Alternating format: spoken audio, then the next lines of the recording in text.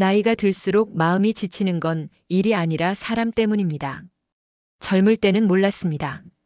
야근을 하고 무거운 짐을 들고 몸이 아파도 견딜 수 있다고 생각했습니다. 하지만 시간이 지나면서 깨달았습니다.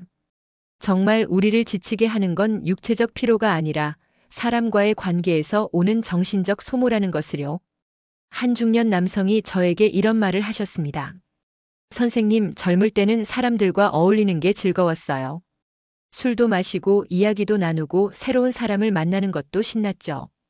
그런데 지금은 사람들과 만나고 나면 며칠간 회복이 안 돼요. 뭔가 에너지가 쭉 빠지는 기분이에요. 이분만의 이야기가 아닙니다. 나이가 들면서 우리는 점점 사람들과의 관계에서 더 많은 에너지를 소모하게 됩니다. 젊을 때는 몰랐던 인간관계의 복잡함, 상대방의 진심을 알아차리는 능력, 그리고 그 과정에서 느끼는 실망감들이 우리 마음을 무겁게 만듭니다.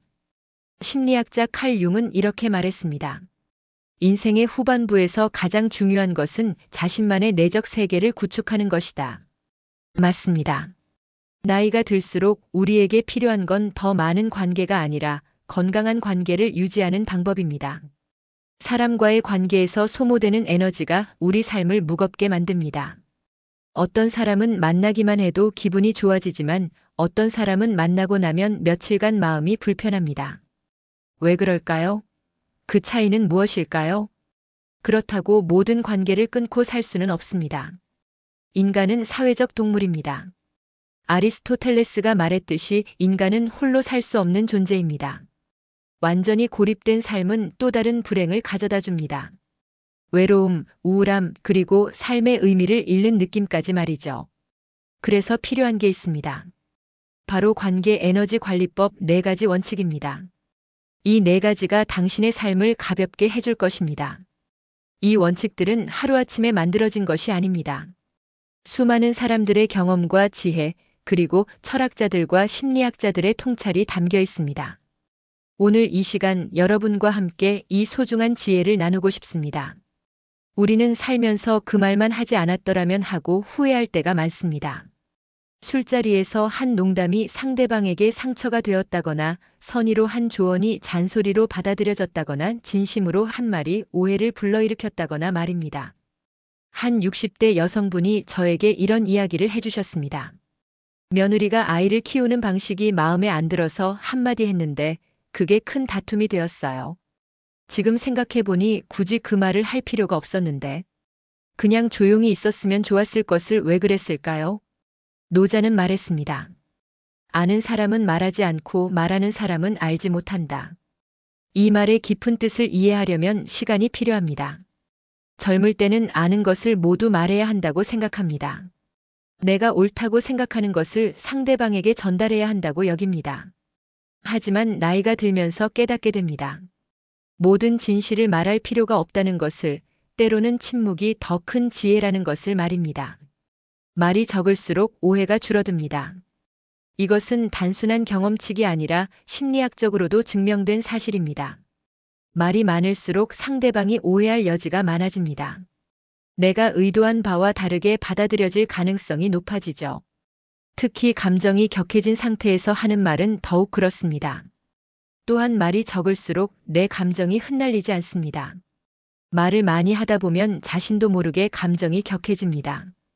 처음에는 차분하게 이야기하려 했는데 말을 하다 보면 점점 흥분하게 되고 결국 감정적인 말들이 튀어나오게 됩니다. 그리고 나서 후회하게 되죠. 불필요한 말을 줄이면 마음도 고요해집니다. 말을 많이 하면 그만큼 마음도 요동치게 됩니다. 상대방의 반응을 신경 쓰게 되고 내가 한 말이 어떻게 받아들여졌을지 걱정하게 됩니다. 공자는 이런 말을 했습니다. 군자는 말에는 더디지만 행동에는 빠르다. 진정한 지혜로운 사람은 말보다는 행동으로 자신을 보여준다는 뜻입니다. 말로 100번 설명하는 것보다 한 번의 올바른 행동이 더 설득력 있다는 것을 아는 것이죠. 나이가 들면 지혜롭다는 건 많은 걸 아는 게 아니라 쓸데없는 말을 삼킬 줄 안다는 뜻일 겁니다. 젊을 때는 아는 것을 모두 말해야 한다고 생각했습니다. 내가 겪은 경험을 나누고 내가 얻은 지혜를 전하고 싶었습니다. 하지만 나이가 들면서 깨닫게 됩니다. 상대방이 듣고 싶어 하지 않는 말은 아무리 좋은 말이라도 잔소리가 될 뿐이라는 것을 말입니다. 특히 가족 관계에서 이 원칙이 중요합니다. 부모는 자식에게 해주고 싶은 말이 많습니다. 이렇게 하면 안 된다, 저렇게 해야 한다, 내가 내 나이 때는. 하지만 이런 말들이 자식에게는 부담으로 느껴질 수 있습니다. 때로는 조용히 지켜보는 것이 더 큰 사랑일 수 있습니다. 직장에서도 마찬가지입니다. 경험이 많은 선배들은 후배들에게 조언하고 싶어 합니다. 하지만 때로는 그 조언이 간섭으로 받아들여질 수 있습니다. 후배가 스스로 경험하고 깨달을 시간을 주는 것이 더 도움이 될 수 있습니다. 말수를 줄이는 것이 소극적인 것은 아닙니다. 오히려 더 적극적인 소통 방법입니다. 꼭 필요한 말만 하되 그 말에는 더 많은 진심을 담는 것입니다. 양보다는 질을 추구하는 것이죠. 하지만 이것이 모든 대화를 끊으라는 뜻은 아닙니다. 상대방이 진심으로 조언을 구할 때 정말 중요한 순간에는 필요한 말을 해야 합니다. 다만 그 말을 할 때도 신중하게 상대방의 입장을 충분히 고려해서 해야 합니다. 말수를 줄이는 연습을 해보세요. 하루 종일 내가 한 말들을 되돌아보는 시간을 가져보세요. 정말 필요했던 말이었나? 다른 방법으로 표현할 수는 없었을까? 상대방에게 도움이 되었을까? 이런 질문들을 스스로에게 던져보세요. 그런데 말을 줄인다고 해서 상대가 내 삶 속으로 함부로 들어오지 않는 건 아닙니다. 오히려 어떤 사람들은 내가 말을 안 한다고 해서 더욱 적극적으로 다가오려 하기도 합니다. 그래서 필요한 게 두 번째 원칙, 경계를 분명히 하는 것입니다. 로버트 프로스트는 이렇게 말했습니다. 좋은 울타리가 좋은 이웃을 만든다. 이 말이 처음 나왔을 때는 많은 사람들이 차가운 말이라고 생각했습니다. 이웃끼리 울타리를 쳐서 거리를 두자는 말로 들렸기 때문입니다. 하지만 시간이 지나면서 이 말의 진정한 의미가 드러났습니다. 관계에도 울타리가 필요합니다. 이 울타리는 벽이 아니라 경계선입니다. 서로의 영역을 존중하는 선을 말합니다. 서로의 경계를 존중해야 오래갑니다. 경계가 없는 관계는 결국 한쪽이 다른 쪽을 침범하게 되고 그 과정에서 갈등이 생기게 됩니다. 한 40대 주부가 저에게 이런 고민을 털어놓았습니다. 시어머니가 우리 집 일에 너무 간섭을 많이 하세요. 아이 교육부터 시작해서 집안 살림, 심지어 남편과 제 관계까지. 처음에는 관심을 가져주시는 것 같아서 고마웠는데 이제는 숨이 막혀요. 이런 상황에서 많은 사람들이 참고 견딥니다. 가족이니까, 나이가 많으시니까, 좋은 뜻으로 하시는 거니까 하면서 자신의 불편함을 억누릅니다. 하지만 이런 참음은 건강한 관계를 만들지 못합니다. 가까운 사이라고 무조건 모든 걸 맞춰주면 결국 내 삶은 지쳐버리고 상대는 그걸 당연히 여기게 됩니다. 처음에는 이 정도야 뭐하고 받아주었던 것들이 점점 당연한 것이 되어버립니다.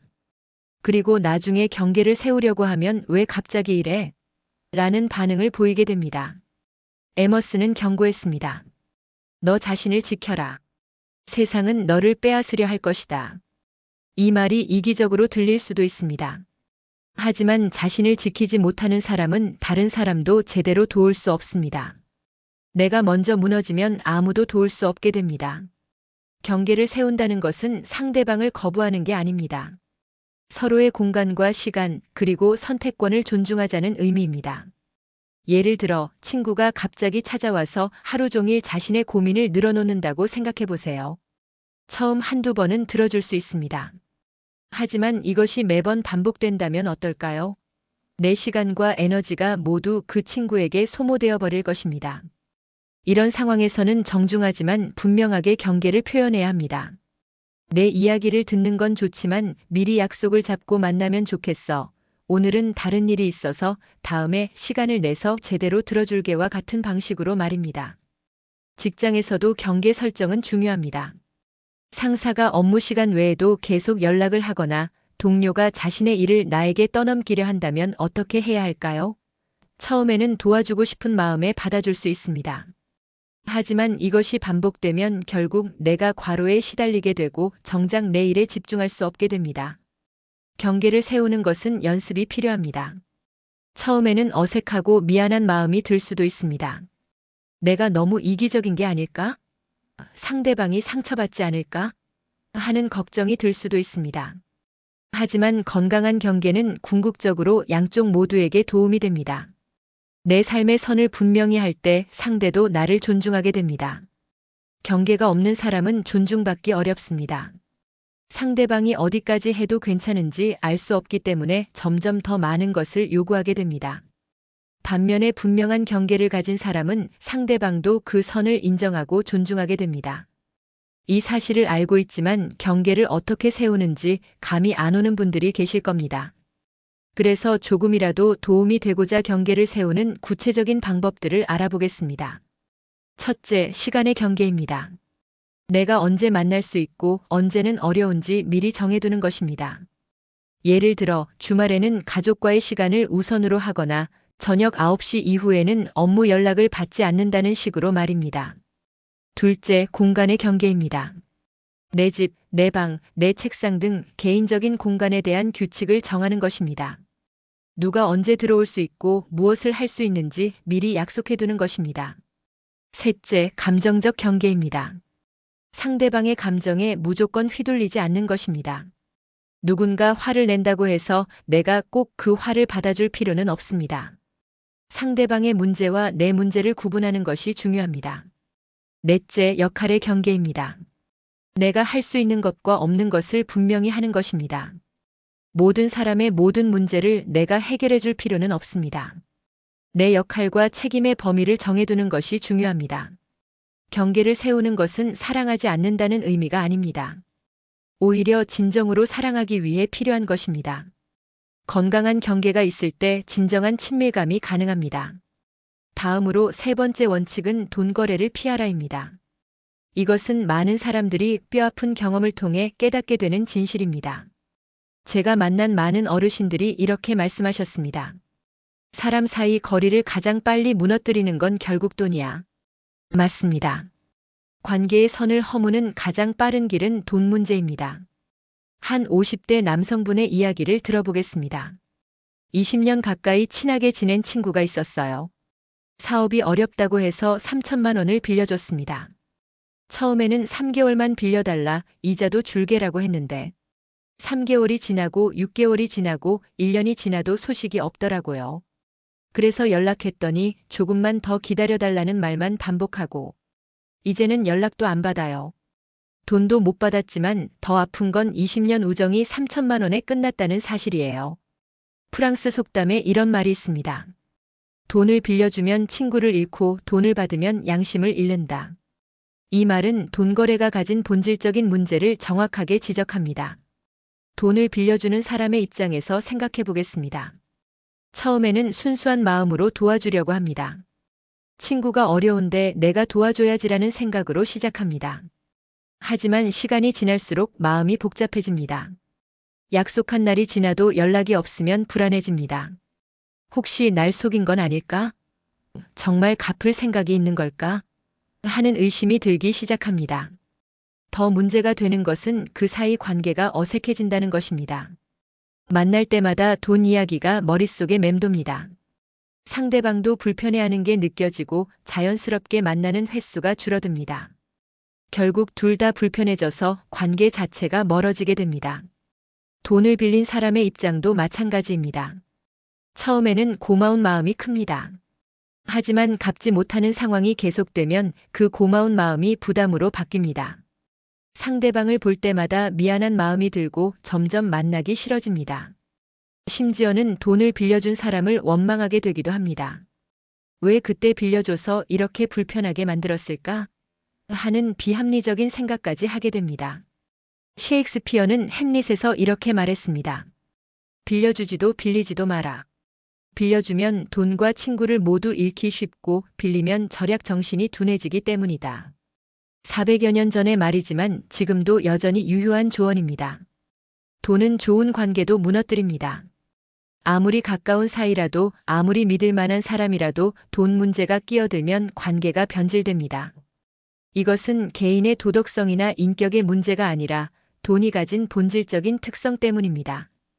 빌려주면 불안하고 받아내도 이미 마음은 상해 있습니다. 돈을 빌려주고 받아내는 과정에서 양쪽 모두 상처를 받게 됩니다. 빌려준 사람은 내가 너를 도와줬는데 왜 이렇게 늦게 갚느냐는 마음을 갖게 되고, 빌린 사람은 내가 어려워서 빌렸는데 왜 이렇게 재촉하느냐는 마음을 갖게 됩니다. 토머스 제퍼슨은 말했습니다. 빚은 자유를 파괴한다. 이 말은 단순히 경제적 자유만을 의미하는 것이 아닙니다. 정신적, 감정적 자유까지 파괴한다는 의미입니다. 돈 거래는 단순히 돈 문제가 아니라 관계 자체를 족쇄로 만드는 일입니다. 빚이 있는 관계는 더 이상 자유로운 관계가 아닙니다. 매번 만날 때마다 그 빚이 두 사람 사이에 끼어 있게 됩니다. 오래된 친구도 돈 앞에서는 낯선 사람이 되곤 합니다. 수십 년을 알고 지낸 사람이라도 돈 문제가 생기면 전혀 다른 모습을 보이기도 합니다. 평소에는 관대하고 이해심 많던 사람이 돈 앞에서는 계산적이고 냉정해지기도 합니다. 그래서 가장 현명한 선택은 돈 거래를 하지 않는 겁니다. 아무리 가까운 사이라도, 아무리 믿을 만한 사람이라도 돈을 빌려주거나 빌리는 일은 피하는 것이 좋습니다. 하지만 가끔은 정말로 도와주고 싶은 마음이 들 때가 있습니다. 가족이나 정말 가까운 친구가 어려운 상황에 처했을 때 그냥 지나칠 수만은 없는 마음 말입니다. 정 도와주고 싶다면 빌려주는 게 아니라 그냥 주는 마음으로 도와줘야 관계를 지속할 수 있을 것입니다. 이때 중요한 것은 정말로 주는 마음이어야 한다는 것입니다. 속으로는 언젠가 돌려받을 생각을 하면서 겉으로만 줄게라고 하면 안 됩니다. 주는 마음으로 도와준다는 것은 그 돈을 다시 돌려받을 것이라는 기대를 완전히 포기하는 것입니다. 혹시 나중에 돌려준다면 고마운 일이겠지만 돌려주지 않는다고 해서 서운해하거나 관계가 나빠지지 않아야 합니다. 이런 마음으로 도와줄 수 있는 금액은 자신의 경제적 능력 내에서 결정해야 합니다. 내가 잃어도 생활에 큰 지장이 없는 정도의 돈이어야 합니다. 무리해서 큰 돈을 주면 나중에 후회하게 됩니다. 또 다른 방법은 직접적인 돈 대신 다른 방식으로 도움을 주는 것입니다. 예를 들어 식사를 대접한다거나 필요한 물건을 사주거나 일자리를 소개해주는 등의 방법으로 도움을 줄 수 있습니다. 가족 관계에서도 돈 문제는 신중하게 접근해야 합니다. 부모와 자식 사이, 형제자매 사이에서도 돈 문제로 인한 갈등이 자주 발생합니다. 가족이니까 당연히 도와줘야 한다는 생각보다는 가족이니까 더욱 신중하게 해야 한다는 마음가짐이 필요합니다. 특히 사업 투자나 보증을 서달라는 요청은 더욱 조심해야 합니다. 아무리 가까운 사이라도 사업이나 투자에는 위험이 따르기 마련입니다. 좋은 의도로 시작했지만 결과적으로 큰 손실을 입고 관계까지 망치는 경우가 많습니다. 마지막 네 번째 원칙은 기대치를 낮추는 것입니다. 이것은 아마도 네 가지 원칙 중에서 가장 실천하기 어려운 것일지도 모릅니다. 왜냐하면 기대는 사랑에서 나오는 자연스러운 감정이기 때문입니다. 마음을 가장 크게 흔드는 건 사실 기대가 무너질 때입니다. 우리가 상처받는 대부분의 순간들을 되돌아보면 그 중심에는 항상 배신당한 기대가 있습니다. 한 40대 여성분이 저에게 이런 이야기를 들려주었습니다. 저는 항상 다른 사람들에게 최선을 다해 대해왔어요. 생일이면 선물을 챙겨주고 어려울 때 도와주고 좋은 일이 있으면 함께 기뻐해주고. 그런데 정작 제가 어려울 때는 아무도 도와주지 않더라고요. 제 생일도 기억하지 못하고 제가 힘들어할 때도 관심을 보이지 않고 너무 서운했어요. 이분의 마음을 충분히 이해할 수 있습니다. 내가 남에게 해준 만큼 남도 나에게 해줄 것이라고 기대하는 것은 자연스러운 일입니다. 하지만 여기에 함정이 있습니다. 모든 사람이 똑같은 방식으로 사랑을 표현하는 것은 아니라는 점입니다. 부처님은 이렇게 말씀하셨습니다. 실망의 뿌리는 언제나 기대다. 이 말을 처음 들었을 때는 너무 냉정하게 들렸습니다. 기대하지 말고 살라는 건가? 그럼 사랑도 우정도 가족에도 모두 포기하라는 뜻인가? 하지만 시간이 지나면서 이 말의 깊은 의미를 이해하게 되었습니다. 기대를 낮춘다는 것은 사랑을 포기하라는 의미가 아닙니다. 오히려 더 순수한 사랑을 하라는 의미입니다. 조건 없는 사랑, 보상을 바라지 않는 사랑을 하라는 것입니다. 우리는 자주 기대합니다. 내가 잘해줬으니 고마워하겠지. 하지만 상대방은 내가 그것을 잘해준 것으로 인식하지 못할 수도 있습니다. 혹은 고마워하되 그것을 표현하는 방식이 내가 기대하는 것과 다를 수도 있습니다. 가족이니까 당연히 이해해주겠지. 이것도 흔한 기대입니다. 하지만 가족이라고 해서 항상 이해해주는 것은 아닙니다. 오히려 가족이기 때문에 더 까다로운 기준을 적용하기도 합니다. 남들에게는 관대하지만 가족에게는 엄격한 경우가 많습니다. 오랜 친구니까 내 마음을 알아주겠지. 하지만 아무리 오랜 친구라도 내 마음을 완전히 이해할 수는 없습니다. 각자 살아온 환경과 경험이 다르기 때문입니다. 공자는 말했습니다. 사람에게서 너무 많은 것을 기대하지 마라. 그러면 감사할 일이 많아진다. 이 말이 핵심을 짚고 있습니다. 기대를 낮추면 실망이 줄어들고 오히려 작은 배려에도 크게 감사할 수 있게 됩니다. 예를 들어 자녀에게 큰 기대를 걸고 있다면 생각해 보세요. 이 아이가 성공해야 한다, 좋은 대학에 가야 한다, 좋은 직장에 취직해야 한다 등의 기대 말입니다. 이런 기대가 있으면 아이가 그 기대에 못 미칠 때 실망하게 됩니다. 그리고 그 실망은 고스란히 아이에게 전달됩니다. 하지만 기대를 낮추면 어떨까요? 이 아이가 건강하게만 자라주면 좋겠다. 이 아이가 행복하게만 살면 좋겠다 정도로 기대를 낮추면 아이의 작은 성장에도 감사할 수 있습니다. 아이도 부담을 덜 느끼고 더 자유롭게 자랄 수 있습니다. 배우자에 대한 기대도 마찬가지입니다. 결혼했으니까 모든 것을 함께 해야 한다. 내 마음을 알아서 챙겨줘야 한다. 로맨틱한 이벤트를 준비해줘야 한다 등의 기대가 있으면 상대방이 그렇게 하지 않을 때 실망하게 됩니다. 하지만 함께 생활하는 것만으로도 고맙다. 각자의 방식대로 사랑을 표현하면 된다 정도로 기대를 낮추면 상대방의 작은 배려에도 감사할 수 있습니다. 친구 관계에서도 기대를 낮추는 것이 중요합니다. 친구라면 당연히 내 편을 들어줘야 한다. 힘들 때 항상 위로해줘야 한다. 자주 연락하고 만나야 한다 등의 기대가 있으면 친구가 그렇게 하지 않을 때 서운함을 느끼게 됩니다. 하지만 가끔 안부를 물어봐주면 좋겠다. 필요할 때 도움을 요청할 수 있으면 좋겠다 정도로 기대를 낮추면 친구의 작은 관심에도 감사할 수 있습니다. 직장에서도 기대치를 낮추는 것이 도움이 됩니다. 열심히 일하면 당연히 인정받을 것이다. 상사가 공정하게 평가해 줄 것이다. 동료들이 협조해 줄 것이다 등의 기대가 있으면 현실이 그렇지 않을 때 크게 실망하게 됩니다. 하지만 내가 할 일을 최선을 다해야 하자, 결과는 내가 통제할 수 없는 부분이니 받아들이자 정도로 기대를 조정하면 스트레스를 줄이고 더 평온하게 일할 수 있습니다. 기대치를 낮춘다는 건 사람을 포기한다는 게 아니라 내 마음을 보호한다는 뜻입니다. 상대방에 대한 사랑이나 관심을 포기하는 것이 아니라 그 사랑을 더 순수하고 건강한 방식으로 표현하는 것입니다. 기대치를 낮추면 여러 가지 좋은 점들이 있습니다. 첫째, 실망하는 일이 줄어듭니다. 높은 기대가 있을 때는 그 기대에 못 미치면 실망하게 되지만 낮은 기대가 있으면 실망할 일이 줄어듭니다. 둘째, 감사할 일이 많아집니다. 기대가 낮으면 상대방이 조금만 잘해줘도 크게 감사하게 됩니다. 예상보다 좋은 일이 생기면 그 기쁨이 배가 됩니다. 셋째, 관계가 더 자유로워집니다. 높은 기대는 상대방에게 부담을 줍니다. 하지만 낮은 기대는 상대방이 더 자유롭게 행동할 수 있게 해줍니다. 넷째, 내 마음이 평화로워집니다. 기대가 높으면 그만큼 마음도 요동치게 됩니다. 하지만 기대가 낮으면 마음도 평온해집니다. 하지만 기대치를 낮춘다고 해서 모든 것을 포기하라는 의미는 아닙니다. 최소한의 기준은 있어야 합니다. 예를 들어 상대방이 나를 존중해주고 기본적인 예의를 지켜주기를 바라는 것은 당연한 기대입니다. 또한 기대치를 낮춘다고 해서 자신의 가치를 낮추라는 의미도 아닙니다.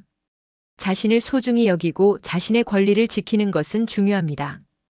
다만 다른 사람들도 각자의 사정과 한계가 있다는 것을 인정하고 이해하자는 의미입니다.